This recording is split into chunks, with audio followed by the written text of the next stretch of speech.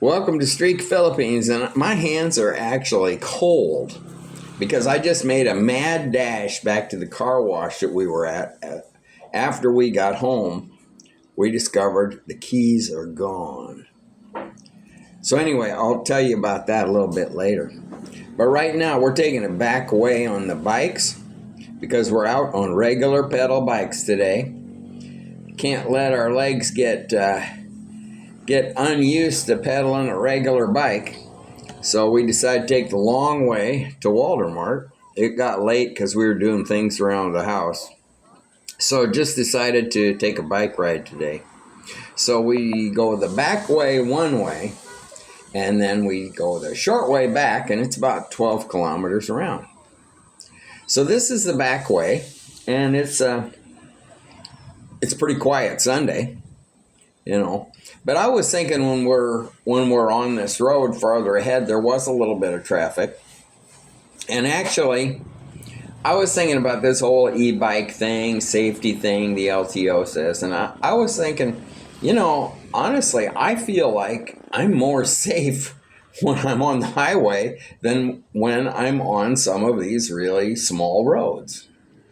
Oh, right here, you see another example. This is flood control work they're doing. Now, we saw this when they were putting it together. You think that thing is solid? No, it's just a shell. And it's got bags of stuff in there. I don't know if it's rocks. I don't know if it's sand. I don't know if it's just bags of trash. But I do know when these things lose their surface, when you give them a nice crack, the whole thing just kind of disintegrates. So, but that's the way it is. And there's a whole big thing going on in Bulacan province here about this anomalous flood project. Some of them are ghost projects that never even existed but got fully paid for. So there's a lot of people in on this deal, and who knows how high up it goes. Don't think anybody's really... Has anybody been put in jail yet on that, Josie? The flood control? Has anybody been put in jail yet on the flood control thing?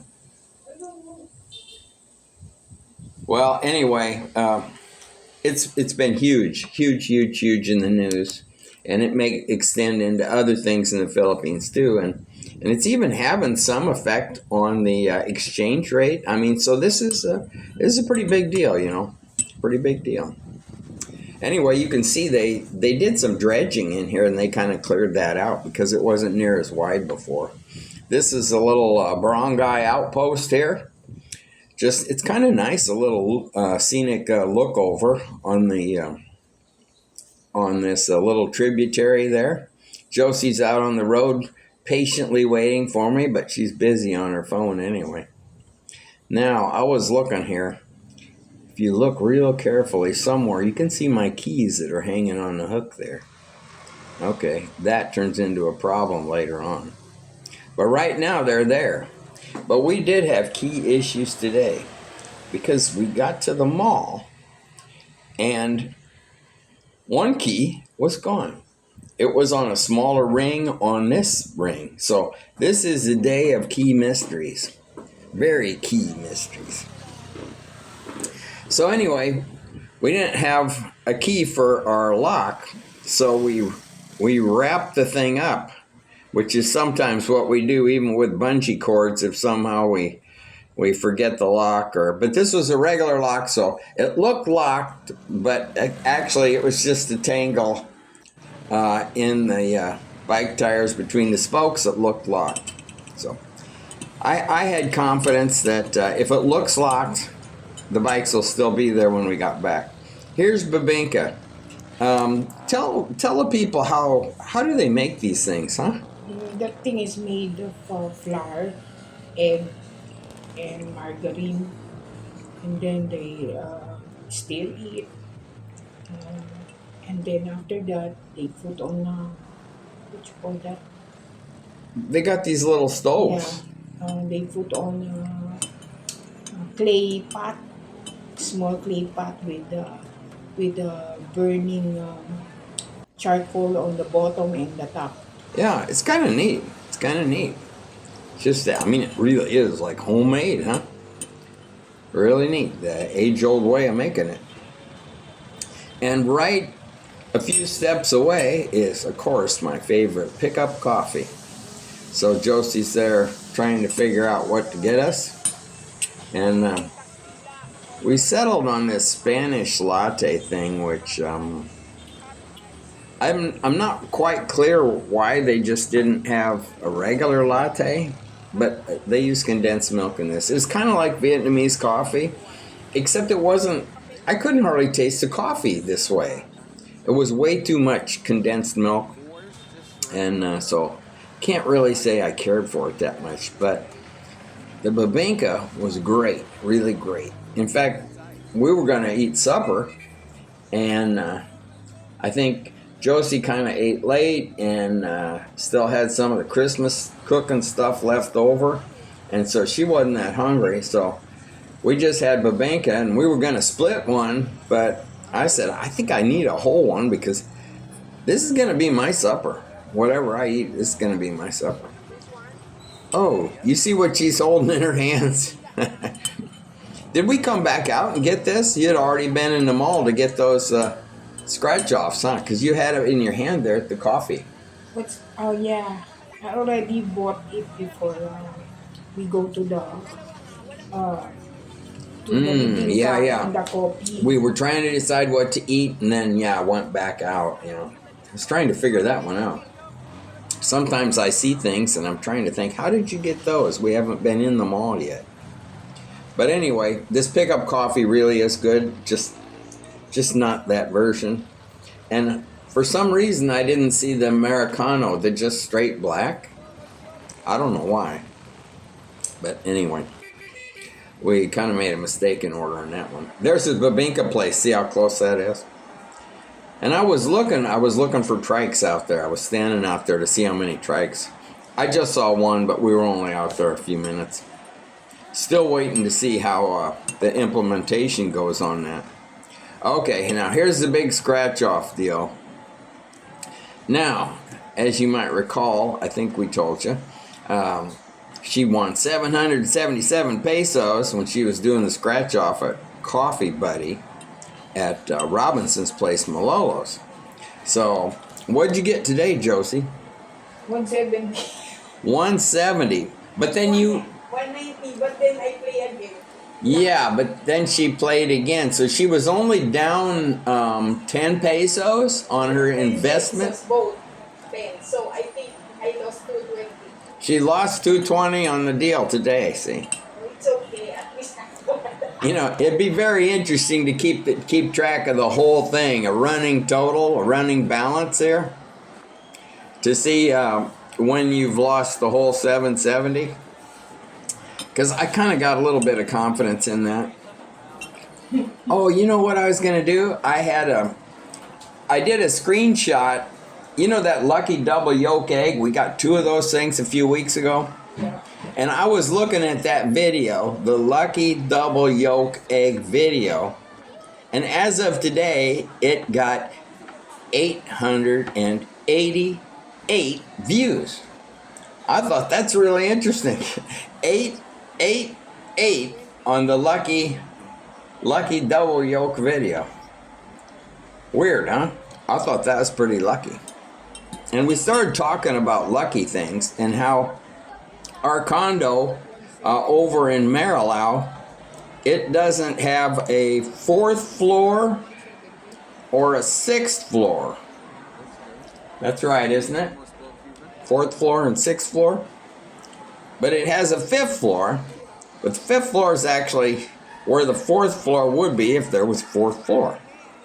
And this is all because it's a Chinese thing, right? I guess the owner is Chinese or something. So we were looking this thing up. We were looking this thing up just today.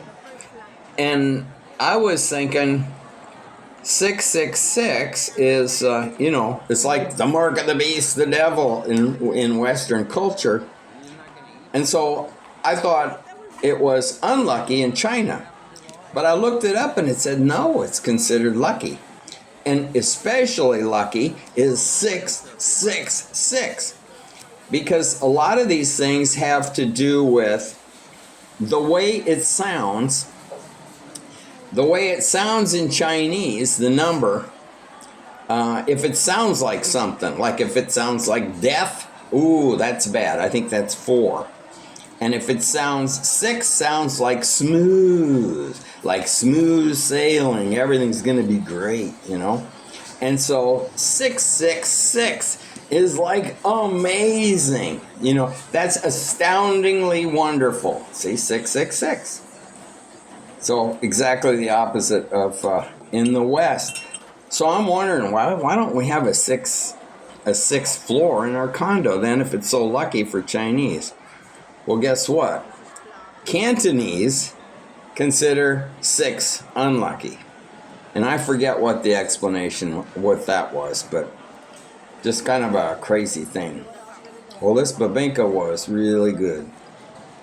Now, that stuff right there is coconut, and you put that on top if you're halfway coordinated, which I struggled with there, kind of dumping it all over.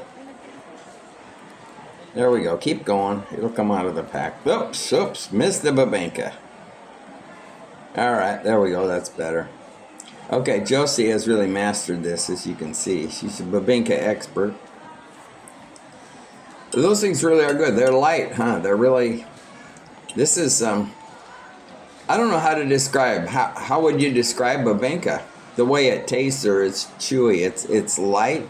It's kind of chewy in your mouth, but light and fluffy all at the same time.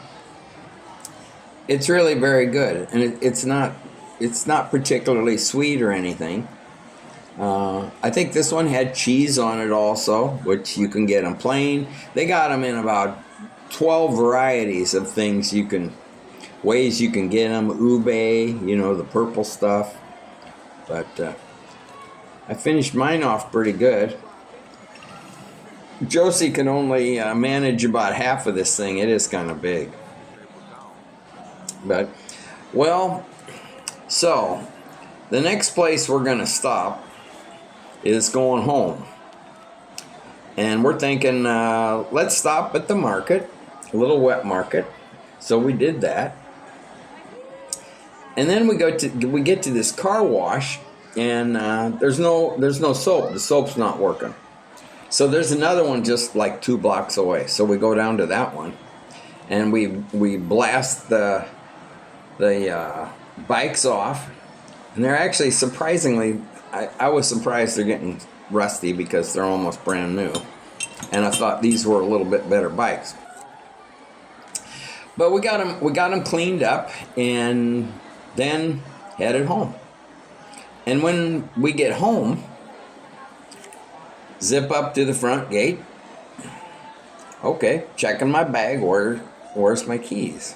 Okay. Well, sometimes on my belt bag, they slide around to the back on a strap. So I'm feeling around behind my back, no keys. And so I'm trying to figure this thing out. Where did the keys go? Because as I told you earlier, okay, we got to get to this story too, but I'm afraid this thing's going to end. Anyway, I went back looking for these keys at both car washes we had stopped at. And tonight, I made a fast trip on the e-bike, and no such luck at all. Okay, now after I tell you this story, back up to the hinges that you watched. This is like, I have seen so many toilet stalls. Okay, that's inside the toilet stall that I was using. And I have seen so many of these toilet stalls with the missing middle hinge. Now on this one, the bottom hinge, you need to back it up so you can see this again. But the middle hinge is gone. The bottom hinge has a cover on it. And the top hinge, the cover's missing. Okay, so now what they do is they steal the middle hinge, because you can't steal the top or the bottom because the door's going to fall off, right? I don't know how many restrooms I've been in when the middle hinge is missing. And also, one other thing is usually missing, and that's the metal hook to hang your bag on the door. That is almost always missing. Now, this one had a cheap plastic hook, so I guess they figured that one out. Nobody wants that cheap plastic hook, but they almost always steal the metal one. Just a little trivia from the Philippines. Thanks for listening.